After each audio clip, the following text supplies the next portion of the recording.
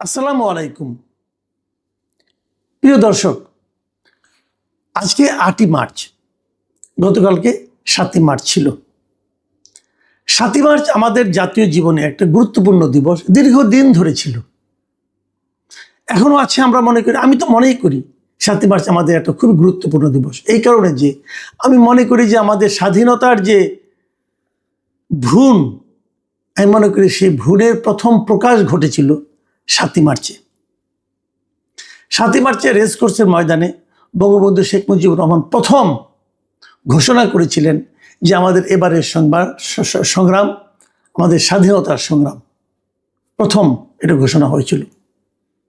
তারই আলোকে মুক্তিযুদ্ধ হয়েছে। তার 3 সপ্তাহের মধ্যে আমরা স্বাধীনতা ঘোষণা করেছি এবং আমরা মুক্তিযুদ্ধে লিপ্ত হয়েছি। যারা মুক্তিযুদ্ধে গেছেন, ওই সময় গেছেন, যারা পরবর্তী যারা এগুলি স্মৃতিচারণ করেছে, তারা অনেকেই বলেছেন যে 7ই মার্চের ভাষণের মধ্যে আমরা মুক্তিযুদ্ধের প্রকৃত স্বাধীনতার ঘোষণাটার ইঙ্গিত ওখানেই পেয়েছি। আমাদের এত বড় একটা গুরুত্বপূর্ণ দিবস, যা নাকি আন্তর্জাতিকভাবে ইউনেস্কো এখন এই ভাষণকে স্বীকৃতি দিয়েছে, সেই 7ই মার্চের সেই ঘোষণার দিবসটা আমাদের জাতীয় দিবস থেকে সরিয়ে ফেলা হয়েছে। কে সরিয়ে ফেলেছে?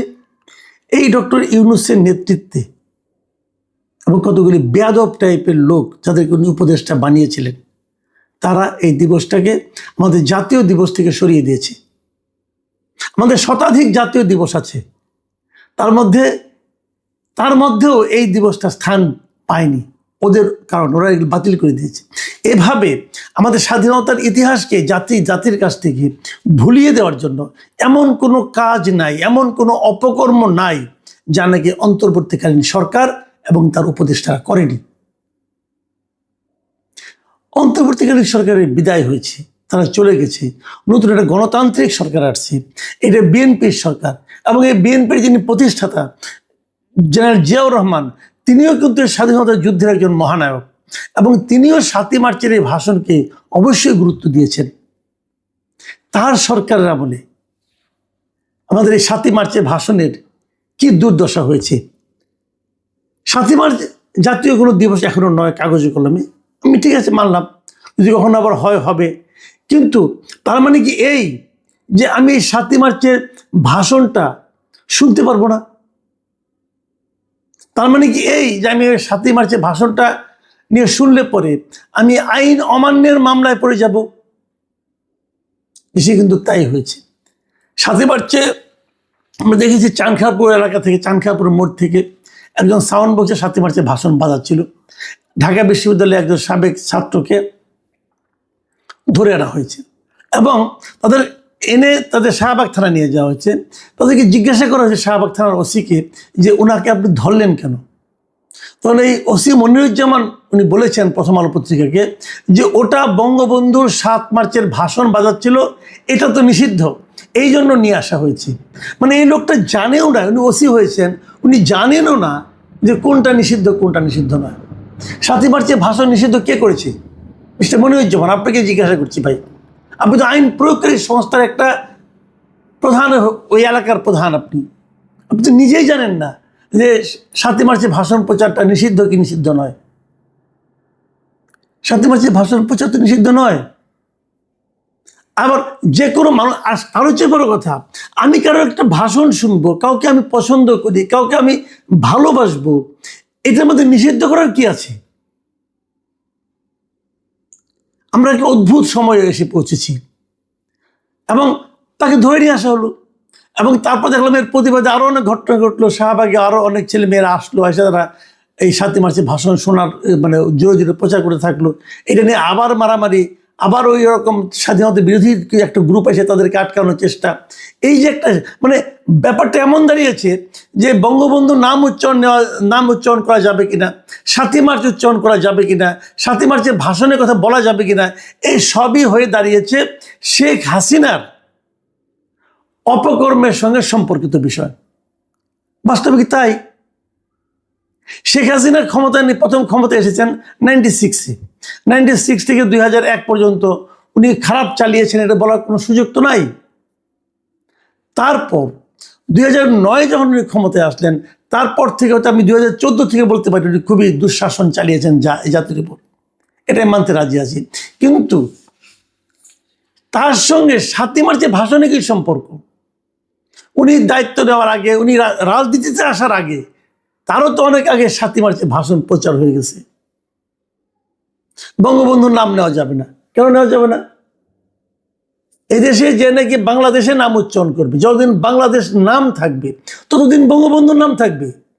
যতদিন বাংলাদেশের নাম আমি গর্বের সঙ্গে উচ্চারণ করব, ততদিন বঙ্গবন্ধুর নাম আমি শ্রদ্ধার সঙ্গে উচ্চারণ করব। কেন করব না? বঙ্গবন্ধুর সঙ্গে শেখ হাসিনার শাসনের কি সম্পর্ক থাকতে পারে, এটা আমি বুঝি না। 32 নম্বর ভাঙা হয়েছে।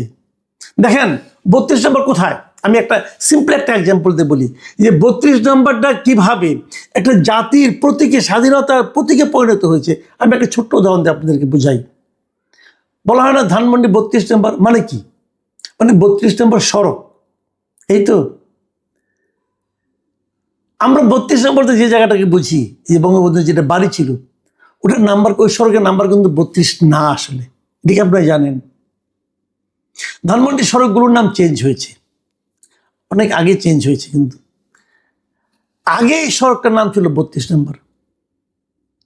এই 32 নম্বর সড়কে বঙ্গবন্ধুর বাড়িটা ছিল। সেই 32 নম্বর এখন 11 নম্বর সড়ক। এই 11 নম্বর সড়কের 10 নম্বর বাড়িটা হলো বঙ্গবন্ধুর বাড়ি। এখন কেউ কিন্তু 11 নম্বর সড়ক চিনে না, 32 নম্বরই চিনে। কারণ 32 নম্বরটা ধানমন্ডির সকল সড়কের নাম্বার ঠিক আছে, এটাও কাগজ কলমে 11 নম্বর সড়ক, কিন্তু 32 নম্বরটা এত বিখ্যাত। এবং এই যখন স্বাধীনতা ঘোষণা করা হয়, যখন স্বাধীনতা যুদ্ধ চলে, যখন বঙ্গবন্ধু 7ই মার্চের ভাষণ দেন, যখন উনি গ্রেপ্তার, সব কিছু 32 নম্বরের এই বাড়ি থেকে হয়েছিল। সেটা এখন 11 নম্বর সড়কের 10 নম্বর বাড়ি। আপনারা ভেঙেছেন 11 নম্বর সড়কের 10 নম্বর বাড়ি, যারা ভেঙেছেন তাদেরকে বলছি। কিন্তু মানুষের মনে কিন্তু রয়ে গেছে 32 নম্বর। এদেশের মানুষের মন থেকে 32 নম্বর ভাঙার চেষ্টা করেন না, আপনারা নিজেরাই ধ্বংস হয়ে যাবেন। পাক বাহিনী পর্যন্ত এটা ভাঙার সাহস পায় নাই, কিন্তু আপনারা গায়ের জোরে ভেঙেছেন। এই ভাঙার মাধ্যমে আরো হাজারো বাঙালির মনে এই 32 নম্বরকে চিরস্থায়ী করে দিয়েছেন আপনারা। এই ভগ্নস্তূপের জায়গায় একদিন দেখবেন কত বড় ভবনের তৈরি হয়, যদি থাকেন বেঁচে দেখতে পারবেন। এইভাবে ভাঙলে হয় না। শেখ হাসিনার অপশাসন, শেখ হাসিনার স্বৈরাচারী শাসন, শেখ হাসিনার ফ্যাসিবাদী আচরণ, এই সব কিছুর আমরা নিন্দা করি এবং এই সব কিছুর বিচার হতে হবে, আমি এটা মনে করি। আপনারা সেই বিচারটা করেন, কিন্তু বিচার না করে আপনারা যদি গায়ের জোরে এরকম ভাঙতে থাকেন, পুড়তে থাকেন, তাহলে বরঞ্চ তাদের প্রত্যাবর্তনটাকে আপনারা ত্বরান্বিত করছেন। এই জিনিসটা মাথায় রাখবেন। আর আমি এই যে সরকার, বিএনপি সরকার, ওনার একটা গণতান্ত্রিক গভর্নমেন্ট, আমি ওনাদের কাছে জিজ্ঞাসা করতে চাই, আপনাদের পুলিশরা কি করছে?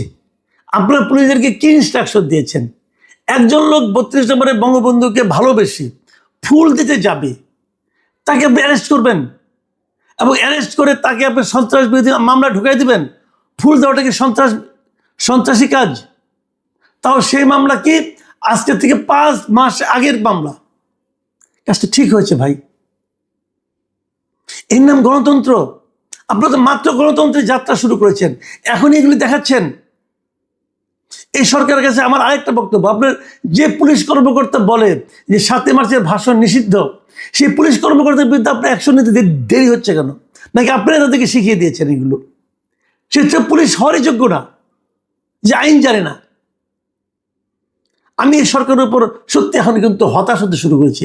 আজকে তো আমি বেশ হতাশ, এই কারণে যে আজকে আরেকটা খবর শুনলাম যে আনিস আলমগীরের নাকি আজকেও জামিন হয়নি।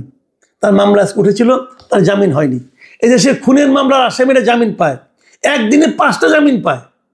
এই সাবির হোসেন চৌধুরী খুনের মামলা, তার 5টা না 6টা মামলা আছে, ম্যাজিস্ট্রেট কোর্ট থেকে জামিন পেয়ে গেছে একই দিনে। আর আনিস আলমগীর, সে কি খুন করছে রে ভাই? সে কিন্তু সাংবাদিক, সত্য কথা বলতে গেছিল, ইউনিট সরকার তাকে আটকে রাখছে। আমি ভেবেছিলাম এই সরকার এসে বোধহয় প্রথম তার মামলাটাকে বাতিল করে দিবে। এই সরকার এসে কিন্তু কয়েক হাজার মামলা অলরেডি বাতিল করে নিচ্ছে, উঠাই নিচ্ছে। আনিস আলমগীরের মামলা আছে, আনিস আলমগীরকে জেলখানা থেকে বের হতে দেওয়া হবে না। এটার নাম আইনের শাসন? আমি খুবই মর্মাহত, খুবই দুঃখিত এগুলো দেখে। আইনের শাসন কায়েম করতে চেয়েছেন তারেক রহমান সাহেব।